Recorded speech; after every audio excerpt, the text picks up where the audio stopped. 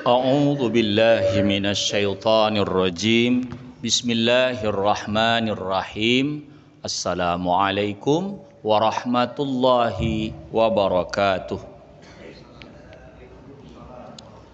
Alhamdulillah wassalatu wassalamu ala Rasulillah wa ala alihi wa sahbihi wa mawalah wala haula wala quwata illa billah.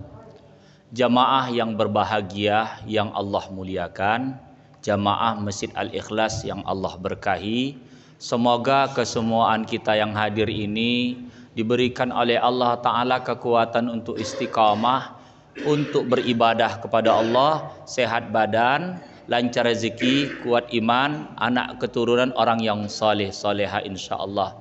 Semoga kesemuaan kita ini yang ada lagi dililit hutang, Allah lapangkan rezeki bisa bayar hutang, yang punya hajat Allah sampaikan, dan semoga maksud tujuan kita Allah permudah. Amin ya rabbal alamin. Kita pasanglah niat iktikaf di masjid ini sebagai salah satu tambahan amalan insyaallah. A'udzu billahi minasyaitonir rajim. Bismillahirrahmanirrahim. Nawaitu ta'alluma, nawaitu an a'takifa fi hadal masjid, sengaja aku niat iktikaf di masjid ini sunnatan lillahi ta'ala, menjadi amalan sunat karena Allah. Nawaitu ta'alluma wa ta'lim li ridhaillahi ta'ala wa bi syafaati rasulillahi sallallahu alaihi wasallam ala niyatin salihah. Al-Fatihah. A'udzu billahi minasyaitonir rajim. Bismillahirrahmanirrahim. Alhamdulillahi rabbil alamin. Arrahmanir rahim. Maliki yaumiddin. Iyyaka na'budu wa iyyaka nasta'in. Ihdinas siratal mustaqim. Siratal ladzina an'amta 'alaihim ghairil maghdubi 'alaihim waladdallin. Amin. Qala al-musannifu rahimahullahu ta'ala wa nafa'ana bihi wa bi ulumihi fid dharaini amin. Kelima, bagi sembahyang itu adalah ruku'. Jadi kitab yang kita bahas namanya kitab Kifayatul Muhtadi.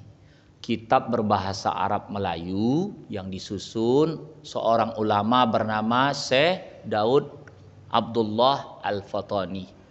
Jadi yang pertama itu sama kita pahamkan niat. Habis itu berdiri atau bisa takbiratul ihram. Habis itu berdiri, habis itu Fatihah, habis itu ruku'. Yang kelima inilah ruku' dalam pengerjaan salat. Kita ulang kaji kita. Dan telah terdahulu kami nyatakan ruku' orang salat duduk. Jadi ruku' orang salat duduk berbeda dengan sujud. Agak naik lagi sedikit. Adapun ruku' orang yang berdiri itu sekurang-kurang hasilnya dengan bahwa cenderung dirinya, cenderung itu condong, mereng, tunduk. Dan tunduk sekira-kira sampai 2 tapak tangannya. Jadi ukuran ruku' itu tapak tangan kita ini sampai kemana? Lutut. Di sini akan dibahas yang pertengahan kejadian akan 2 lututnya.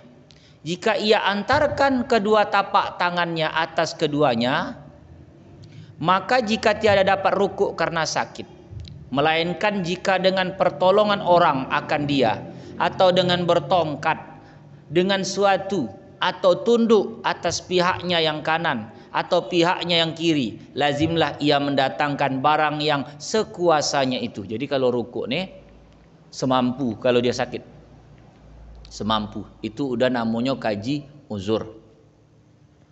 Tapi tengok, ada ruku' orang tuh yang sebaiknya itu kayak liter L. Kalau dia tunduk ke bawah, ruku'nya sah, tapi yang abdol itu pas. Kalau dia agak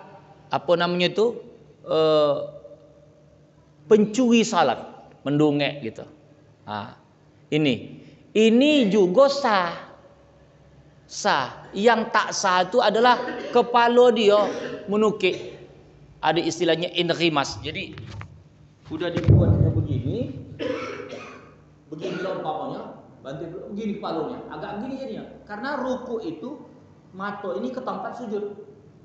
Ada juga kita dapati kadang ke bawah betul begitu. Ada yang biasa saja. Tuh. Cuman kalau kepala tuh mendongeng, itu tidak sah rukuk. Ya, itu begini dia.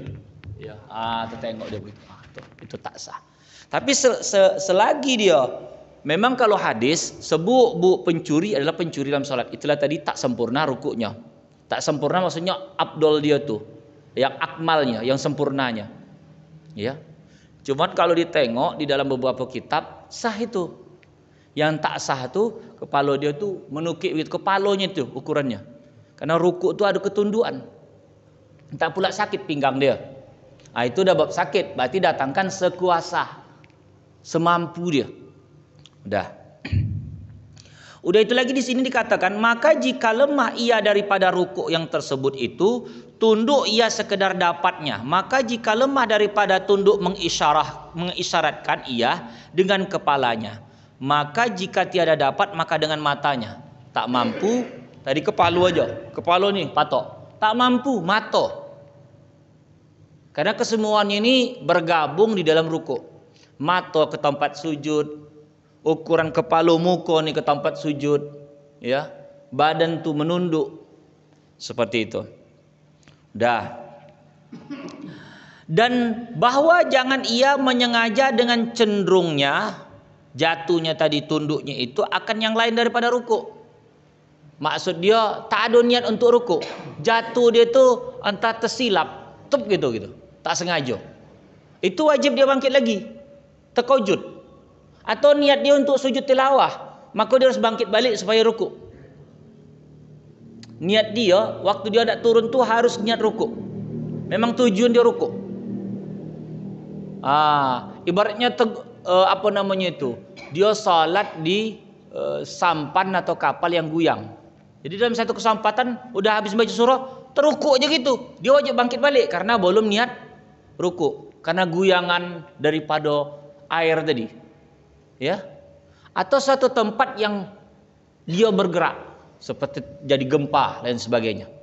Wallahu a'lam. Udah itu lagi dikatakan di sini, maka jika mengkosot niat dia tadi akan cenderungnya itu akan sujud tilawah sebagaimana yang saya katakan tadi, atau umpamanya kemudian tatkala sampai kepada had ruku ia menjadikan cenderung bagi rukuknya tiada memadai dan wajib ia kembali kepada qiyamnya supaya tunduk kepada rukuk dan rukun. Itu. Jadi dia wajib bangkit balik. Kalau niat tadi dia membaca ibaratnya surah, kenapa Iqra bismi rabbikal ladzi khalaq tu jarang dibaca di dalam salat? Karena di ujungnya itu menuntut kesunahan sujud tilawah. Wasjud waqtarib. Sujud dia naik balik. Nanti banyak juga yang kurang paham, biasanya sujud tilawah itu terjadi banyak dibuat Jumat subuh. Begitu. Karena ada hadisnya. Seperti itu. Jadi kalau dia tadi dibaca wasjud waqtarib, ada turun dia, niat dia dah sujud tilawah, rupanya udah terbentuk rukuk. Terbentuk rukuk. Niat dia awalnya sujud tilawah. Lalu dalam perjalanan turun tadi niat dia nak diubahnya menjadi rukuk. Balik dia naik balik. Itu ya. Dan rukun yang keenam daripada rukun salat itu tumak ninah padanya, yakni pada rukuk, dan sekurang-kurangnya tetap anggota dan yaitu kadar subhanallah. Itu. Jadi tumak ninah ketika sudah rukuk harus ada tumak ninah.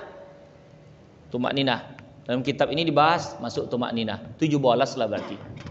Karena kalau tempat tumak ninah ini pisah sendiri, berarti dia harusnya menjadi 13. Ini katanya ke-6 tumak ninah pada rukuk.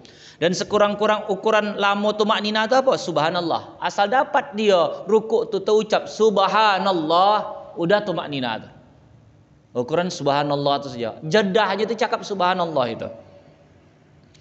Dan sekurang-kurang akmalnya dan akmalnya dibaca padanya kadar sekurang-kurang akmalnya. Ada lebih akmal lagi, lebih sempurna lagi. Sebiasa-biasanya tuh subhana rabbiyal azimi wa bihamdi. 3 kali. Dan maknanya maha suci Tuhanku yang amat besar, dan aku bersepakai dengan memujinya. Sepakat ya. Dan yang akmalnya 11 kali. Jadi sebaik-baik sempurna daripada rukuk tuh zikirnya subhana rabbiyal azimi wa bihamdi 11 kali. Lama tuh. Kalau dibuat begitu pasti banyak jamaah komplain. Kenapa? Ada yang tidak copat, ada yang ada hajat, ada yang hendak macam-macam lah. Coba. Iya, lama kali sujud juga bahaya, lama kali rukuk juga bahaya. Mungkin ada yang darah tinggi tadi, Pak Haji ya. Kenapa Pak? Iya.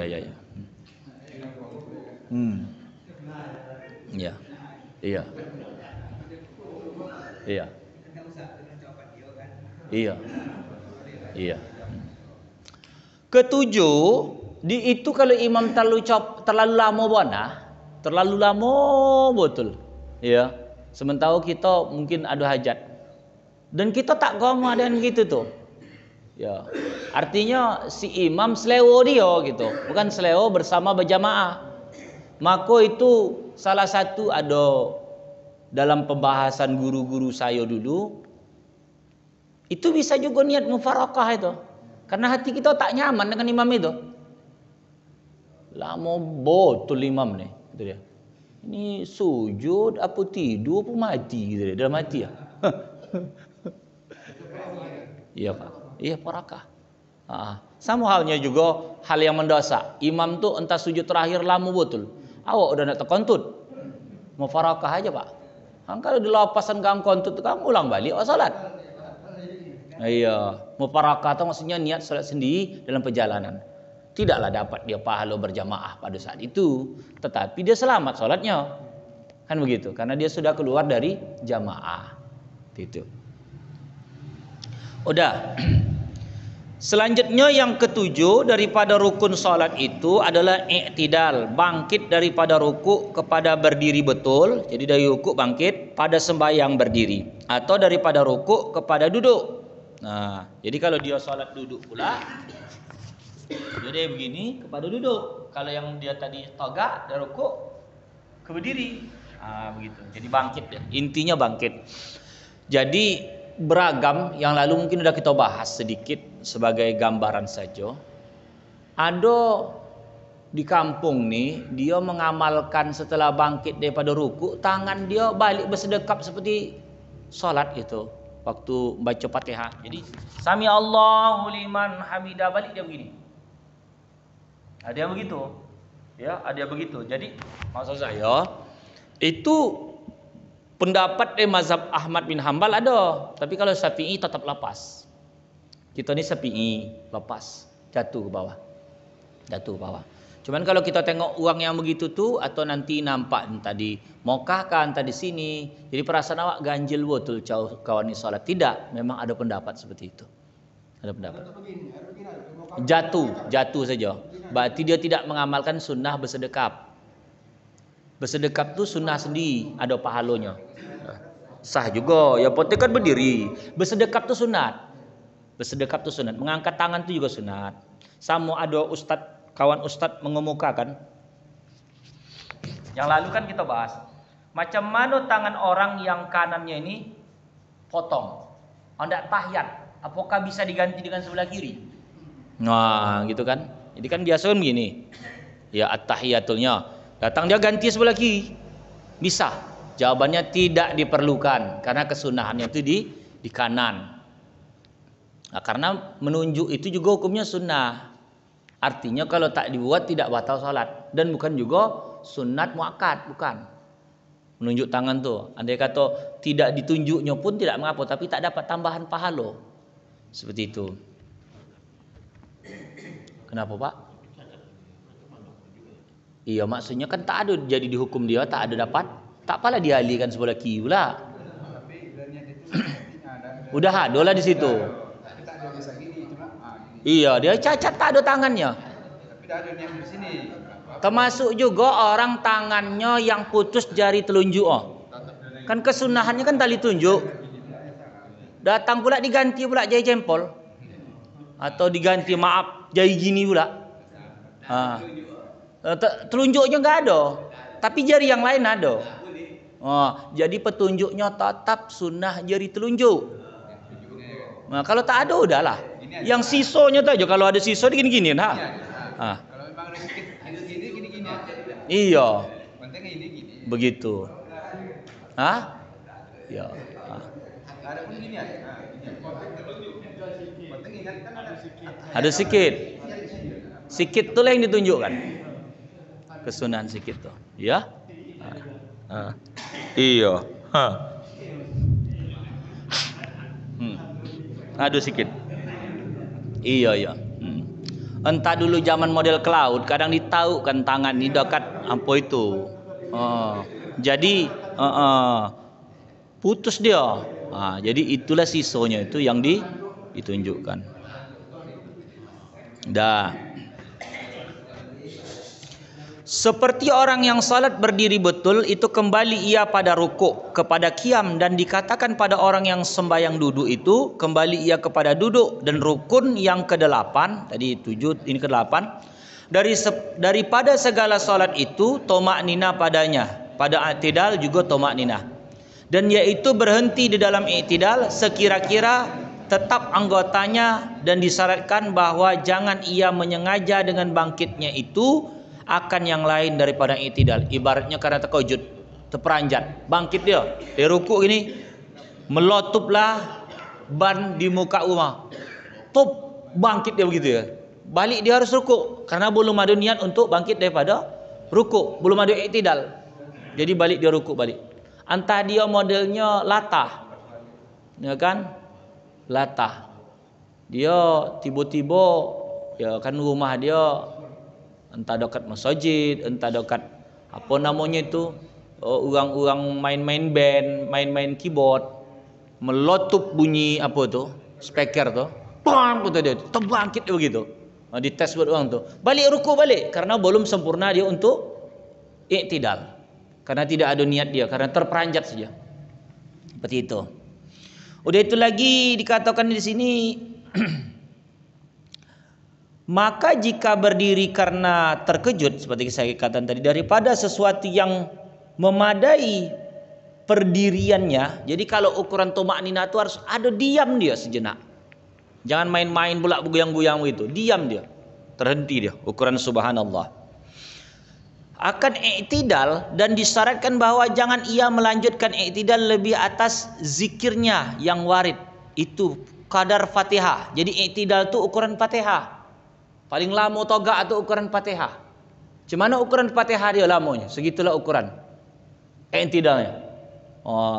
Kan kalau sami Allahu liman hamida rabbana lakal hamdu mil'us samawati wa mil'ul ardi wa mil'u ma syi'ta min syai'in ba'du, atau ada orang yang merambak sami Allahu liman hamida rabbana lakal hamdu mil'as samawati wa mil'al ardi wa mil'a ma syi'ta min syai'in ba'du, ada juga disebut gitu. Ada lagi yang sami Allahu liman hamidah hamdan kasiran thayyiban mubarakan fih, ada juga. Jadi banyak beragam yang namanya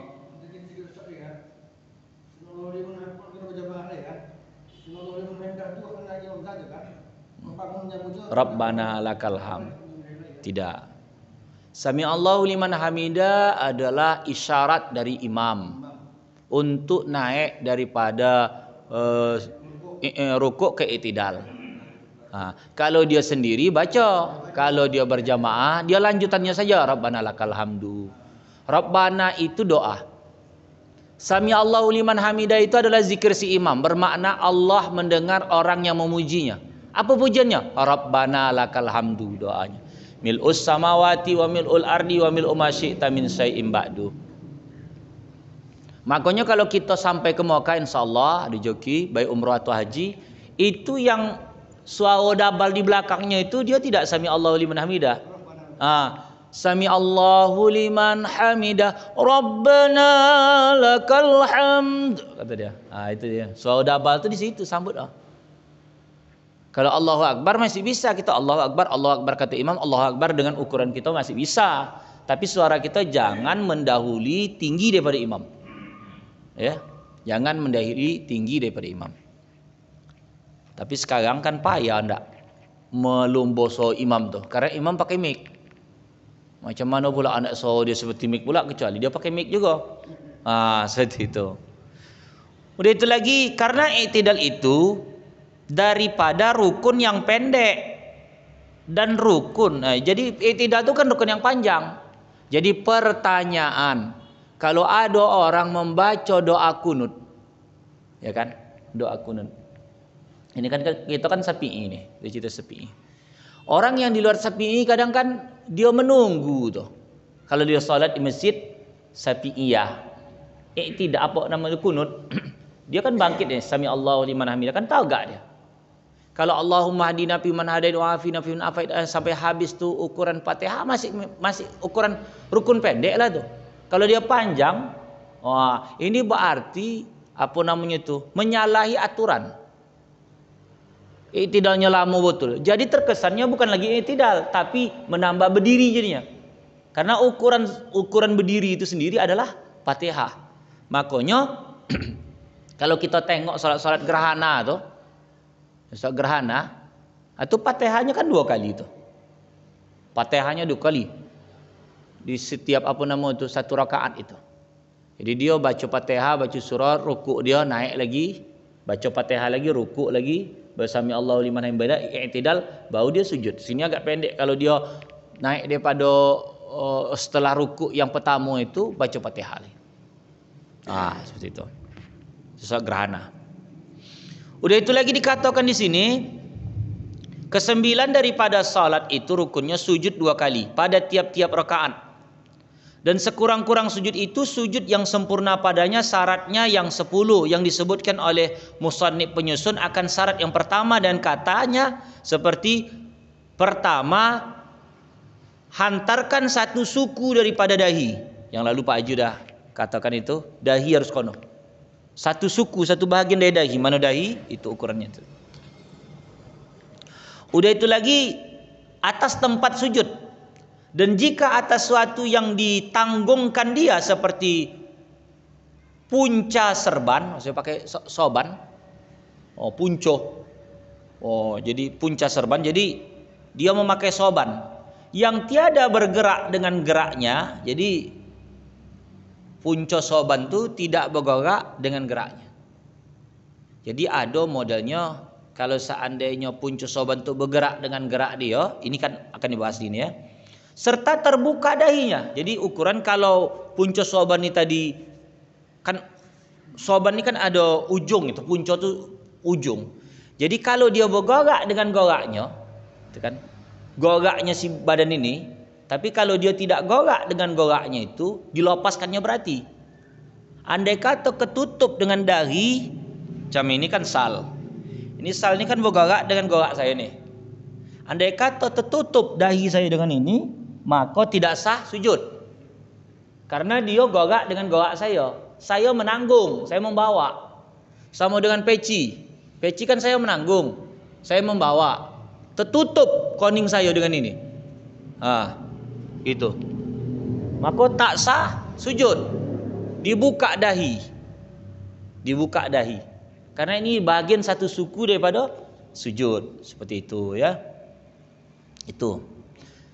Yakni tiada berlapik dahinya. Maka jika ada atas dahinya itu lapik, tiadalah memadai sujudnya, melainkan jika ada pembalut karena umpamanya luka dan hasil masyaqqah yang bersangatan atasnya. Jika dibuangkan sahlah salatnya dengan tiada qada. Jika tiada ada di bawahnya najis yang tiada dimaafkan. Jadi dudukkan dulu ya. Jadi kalau dia jatuh dari kereta di balutnya ini, ya kan tertutup nih, sujud kan otomatis tak dapat dahi ini. Tapi karena ada luka di sini, maka sah.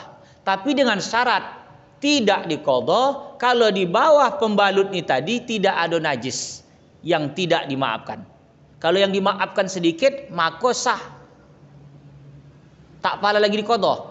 Itu kodok, maksudnya tetap ada hukum. Tapi kalau seandainya masih ada kotoran yang dimaafkan, darahnya banyak, tadi tak sempat diwudukkan, tak sempat dibersihkan. Jadi kuncinya nggak luka ini dulu. Sudah awalnya diwudukkan, bersihkan, langsung dibabat dengan perban. Jadi itu nanti kalau dia salat, dia tidak pala lagi nanti ketika dia udah dibuka ganti lagi yang tinggal-tinggal. Tapi kalau di sini darahnya boleh dibersihkan langsung diperban gitu aja, kasih betadine apa bersih pakai air infus apa semuanya untuk steril alkohol ya kan. Lalu tutupnya gitu bawa salat. Salat tetap wajib kono sama dia. Ketika dibuka nanti wajib mengganti lagi salat yang dalam keadaan seperti itu. Wah, jadi contohnya imam ya. Imam kalau dia tayamum berarti pengajuan dia tu 2 kali ibarat kalau Jumat. Hendak khutbah sekali tayamum, hendak salat sekali tayamum. Karena dia dua rukuk, dua kojo fardu ni. Tak bisa satu tayamum. Nah, kalau orang begitu tadi, kalau mukanya tak bisa kono air, mana yang bisa kono air? Yang tak kono air tayamum. Jadi kojonya 2 kali. Luko yang anggota badan, anggota wuduk. Kalau kaki tayamum juga. Tayamum itu bukan kakinya ditayamumkan. Tetapi tayamumlah seperti biasa muka sama tangan. Kalau kaki ini diperban, ini kan bisa kena air. Ini tak bisa kena air. Yang ini ditayamumkan. Cara tayamumnya macam mana? Tayamum muka, tangan. Itu aja pengajuan, bukan ini ditayamumkan dengan debu, tidak. Sini tak ada tayamum. Tayamum cuma 2. Muka sama tangan. Tangan sampai siku pada sapi ini. Tangan sampai siku seperti itu. Jadi kalau ibaratnya kepalanya luka sini, yang tayamum muka sama tangan juga. Bukan tempat lukanya itu ditayamum kan, tidak. Tapi kalau sudahnya dia udah bersih wuduk sempurna, karena pandai yang tukang pembalutnya tadi untuk memasang tadi, diwudukkannya sudah, baru dipasangnya. Nanti ketika dia salat tak boleh lagi mengganti. Nah, pertanyaannya, macam mana dengan impus? Kita terkadang kan kono impus juga tuh kalau apa? Cai. Ini kan ada satu suku daripada badan kita ni tak kono air nih. Akibat ditutup buat plester impus. Berwuduk warna ada yang ini. Yang ini sisa-sisanya ada, yang tak kono ni tayamum. Nanti ketika dia sehat wajib dia qada. Salat dia yang waktu kono impus tu belum kono air. Kecuali sudah sebelum impus dia sudah berwuduk. Berarti dia udah dalam keadaan suci. Tak ada di dia tu sebahagian tu belum ditempelnya perban, berarti kan hukumnya itu kan hukum yang sudah mendatang. Andai kata dia berwuduk, dia bertayamum yang ini, yang di bawah tu udah dihukum suci karena tertutup. Sama dengan orang kakinya ni ganti kulit, sebelum ganti kulit berwuduk. Dalam lagi menunggu gatal tangan dia atau kuku dah tercabut. Apakah boleh diwudukkan sesuai itu tadi? Tak pala. Sama dengan ini, dibukanya berarti kan ganti kulit yang baru. Tapi kulit yang ini kan belum kena wuduk. Yang kena wuduk yang tadi tu. Tak pala. Karena belum ada kebatalan di sini, tak ada cita batal situ. Seperti itu. Dah. Ya.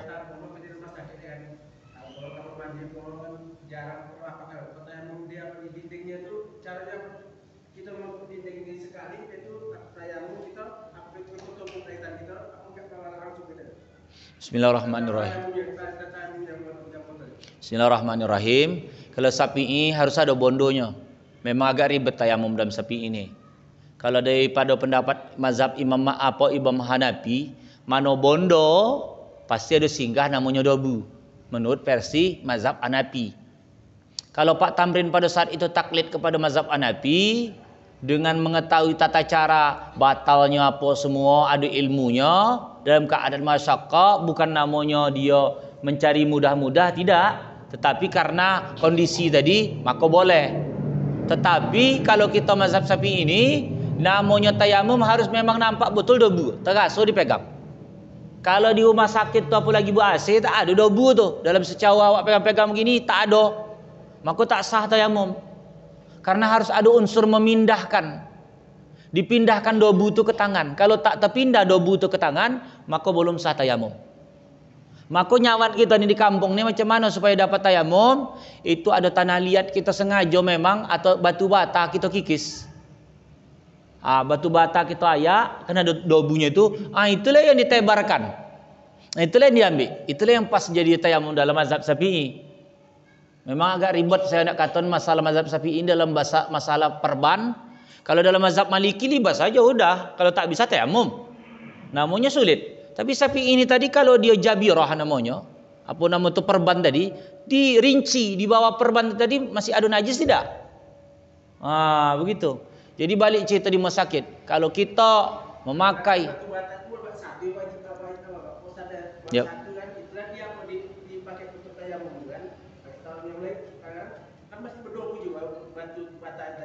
Batu-bata satu biji itu enggak diserahkan dikikis. Batu-bata dibuat untuk tayamum. Memang ada batu-bata tayamum tangan kan. Kan batu-bata itu tak pakai kikis bisa gitu. Bisa kalau bisa pindah debu. Yang intinya di batu bata tadi yang tadi tokok-tokok sedikit digesek-gesek sedikit kan ada jadi debu. Yang penting ukurannya ada debu. Debu yang bisa dipindahkan ke tangan. Maka kalau terlalu tebal itulah dia dipukulkan. Bukan dipukulkan begini. Iya, bisa dia dipukul begini untuk menipiskan. Kalau dipukul begini habis. Dipukul gini dia habis. Dipukul gini habis. Jadi begini. Jatuh dia. Dibalik. Kalau dibalik dia apa dia gugur dia. Jadi agak tipis. Baru disapukan ke muka. Ya. Tak apalah digato-gato berbodak lagi ni tak apalah gini tayamum. Dia habis ukuran muka je dah cukup. Ya untuk hukuman sekali ambil ya. Sekali. Ya. Tak bisa. Lalu dipukul sekali lagi. Pukul sekali lagi. Lalu tangan yang kiri menumpu tangan yang kanan. Jalankanlah terus. Jangan putus. Kalau terangkat, ambil lagi debu yang baru. Kalau dia diangkat, ambil debu yang baru. Tak boleh diangkat. Ini, ya. Ini, yang ini tadi sini kan? Ini,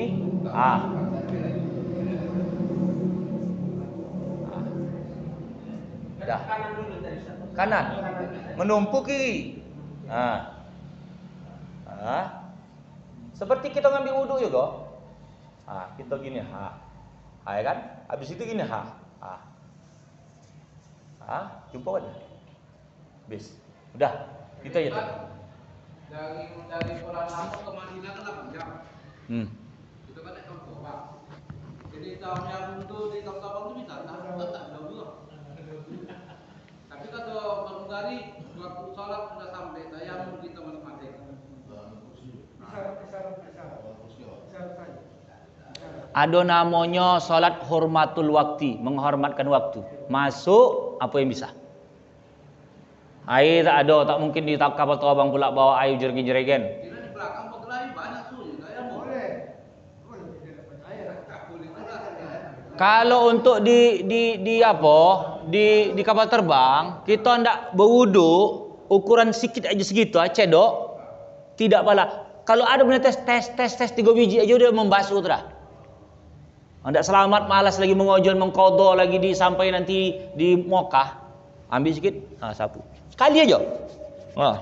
Masalah tu tes udah tuh. Jadi kami di kapal terbang tu 487 orang. Tayamum dia semua. Kalau Syafi'i belum sah tuh. Belum pas. Karena mungkin iya. Jadi aku pamit di jendela. Apa di jendela? Tempat saya entahlah ya. Setahu saya kapal terbang tuh yang saya pernah naik ogolah. Memang namanya dia ber-AC, ya jumpa debu. Tak ada di mana hendak menghukumkan sedangkan disuruh debu. Tayamum itu kadang cemana nak mendengarkan dari cerita pramugari. Pramugari bukan sekolahnya itu. Dia cerita dah tayamum katanya. Tapi kalau menurut mazhab Hanafi, asal ada di permukaan benda adalah ada butuh. Anda tes tengok mikroskop walaupun nyun sikit. Kalau anda dia memakai mazhab Hanafi. Tak ada kok. Yang jelas ada debu bisa tu di atas. Keluar awak dulu dari pesawat tu. Naik dulu pesawat, digini-gini pesawat tu. Tapi awak pula gawat pula. Tak bisa pula. Tak bisa pula. Pikir dulu pir kata awak. Ada ambil tayamum ni tak bisa. Iya. Iya tak bisa. Kalau anda penuh air ala kadar. Waalaikumsalam. Lama kita lagi di salat. 10 menit lagi. Nah, jadi kita padon dengan tanya jawab aja. Tak usah. Wajib qada.